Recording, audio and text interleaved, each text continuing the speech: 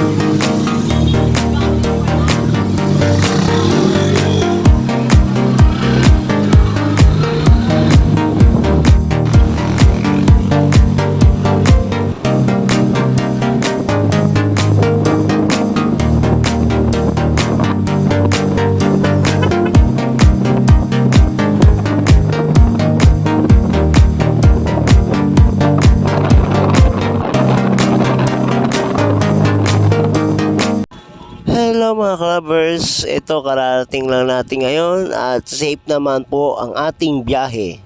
Maging maingat po sa kalsada. And thank you for watching.